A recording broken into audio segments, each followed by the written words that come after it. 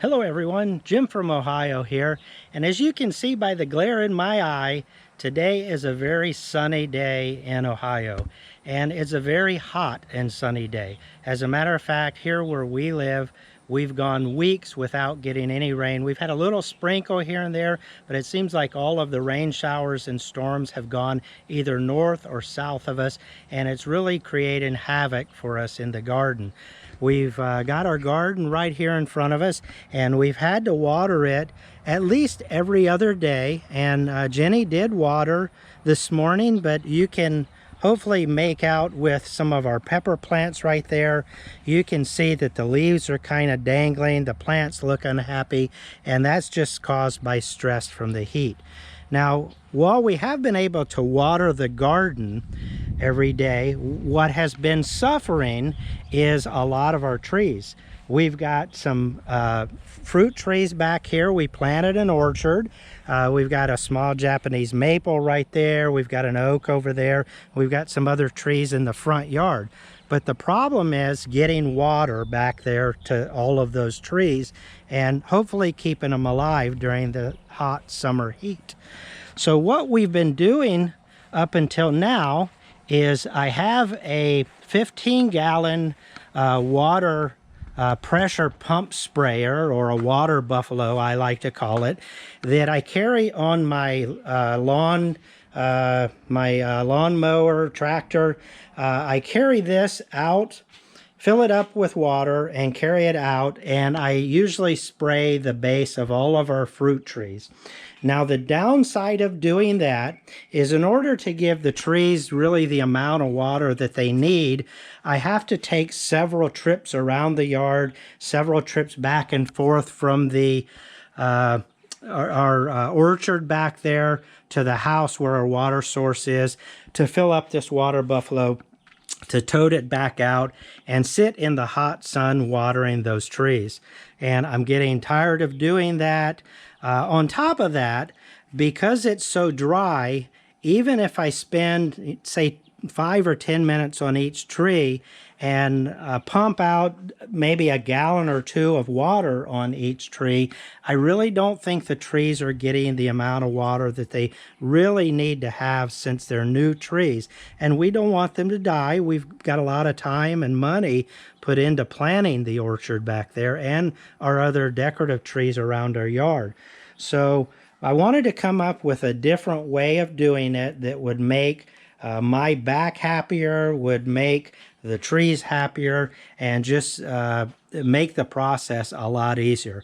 So let me show you what I came up with after a lot of research online and watching tons and tons of YouTube videos. So here's what parts you're going to need to do this project. I started out by going on Amazon and finding these little 1/4-inch barbed shutoff valves that are made for drip irrigation. I'll leave a link for all of these parts down in the video description below on the best price that I found, and where you can get plenty of these for multiple projects around your house and yard. But this is just a 1/4-inch shutoff valve, and that allows me to control the flow of water, how much water comes out of the buckets. I am also going to be using these 1/4-inch barbed drip emitters. These are what actually converts the flow through the tube from a flow into just a drip. And what I opted to do was have 2 lines coming off of each bucket. One line will have the emitter, the drip emitter on it, but the other will just have the shutoff valve.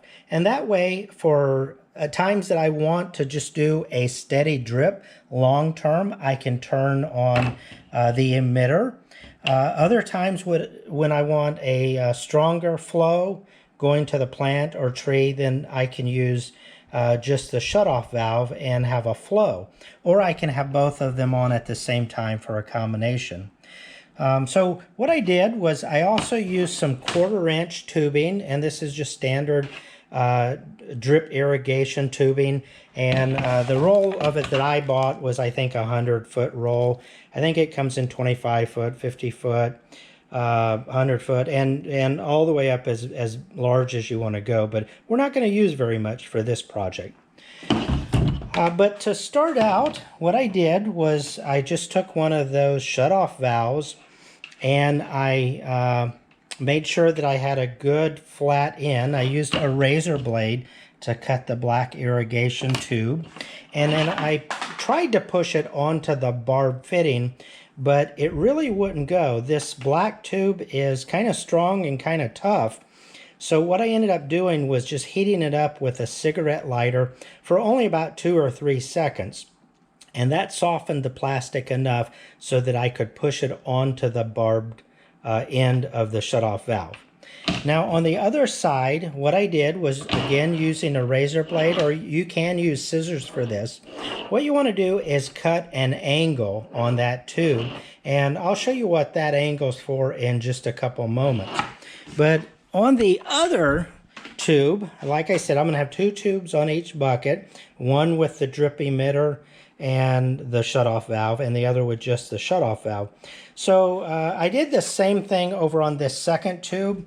I did the angle on that end, I did the shutoff valve, but I then attached another piece of tubing that's about 1.5 inches, 2 inches long, and then I was able to push this barb fitting on it. Same thing here, if it's a tight fit, just heat that up, and the emitter should slide right on. Actually, I did not have to heat up the side with the emitters, but I definitely had to heat up the side with the shutoff valve.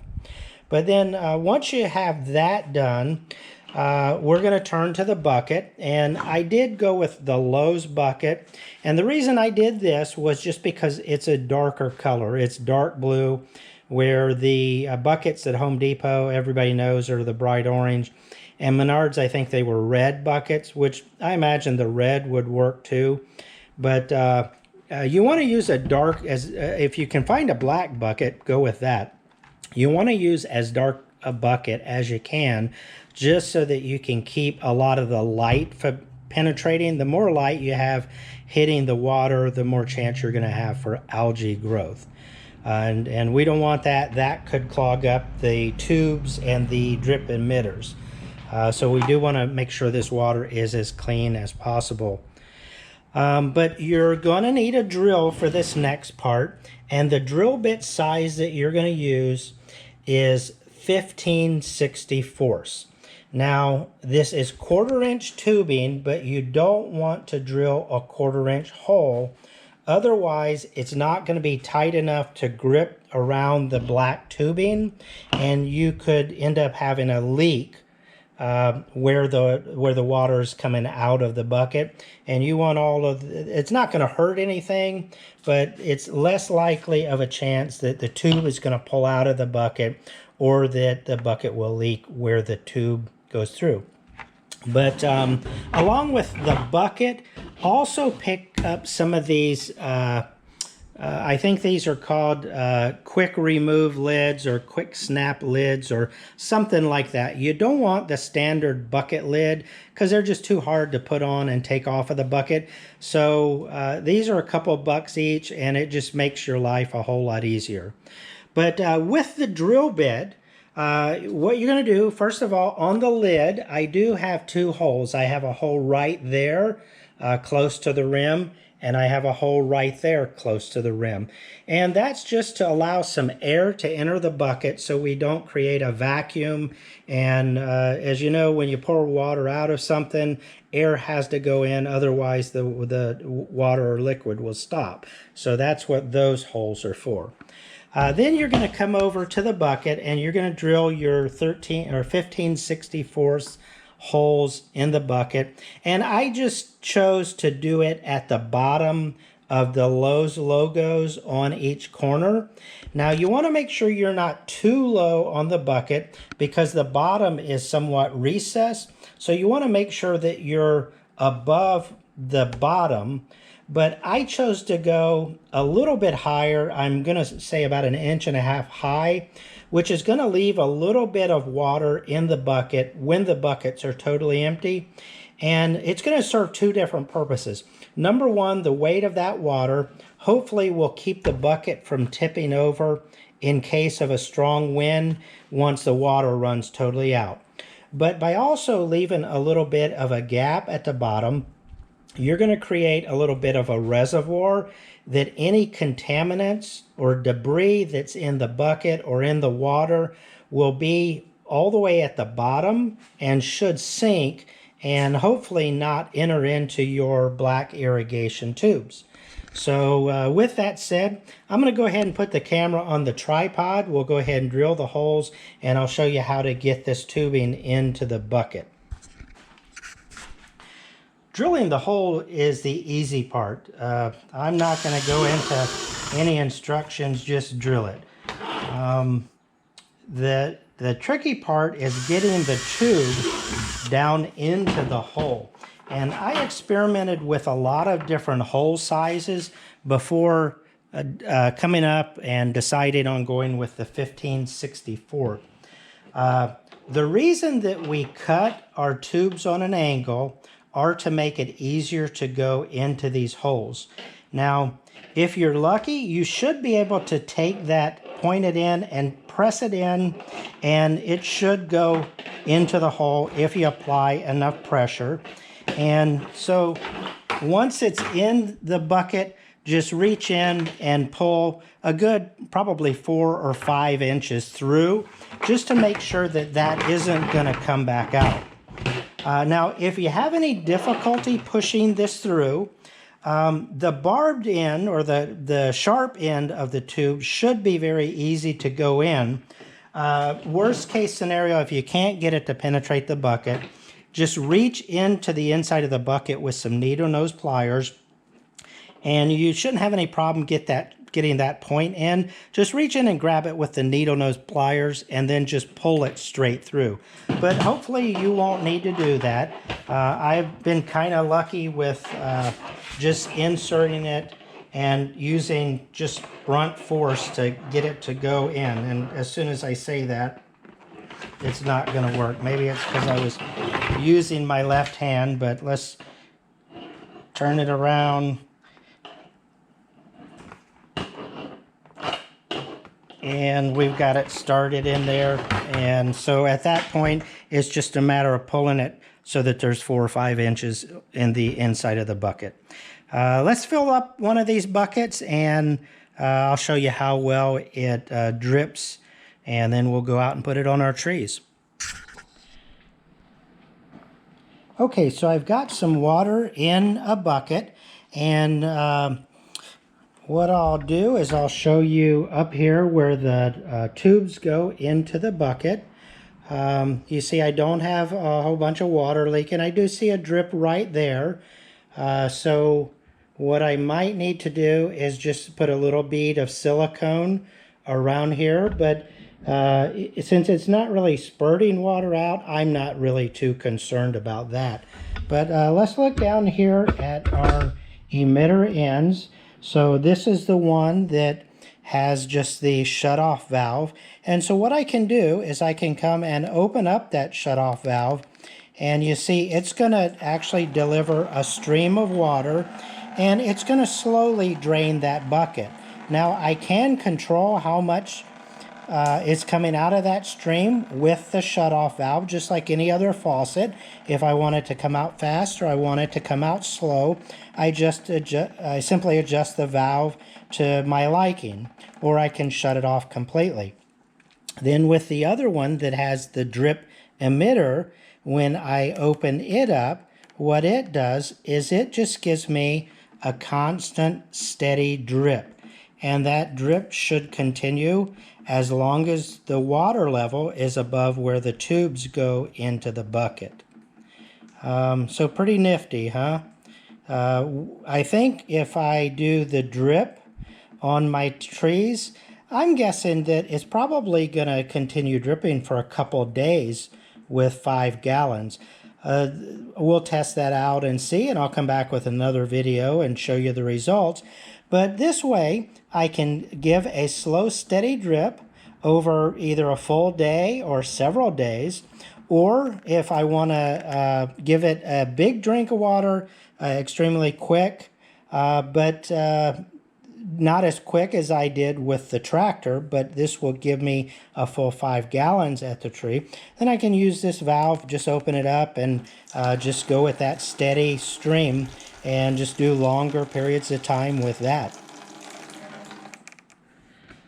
So with this bucket watering system, what I should be able to do is, rather than sitting out in the heat and spraying the trees and coming back and emptying or refilling my 15-gallon water buffalo, what I can do is just load, I think I can fit probably 6 of these buckets at a time in the little portable trailer that I can pull behind my yard tractor. But what I should be able to do is fill these buckets up at my water source and then take it out and just set it down next to the tree, get the drip flow starting, and then walk away and let gravity and nature take care of itself. So hopefully it's a time saver. Hopefully it'll keep me out of the sun a little while, and it should make the trees happier because it's going to deliver the full 5 gallons of water over a longer period of time for those trees.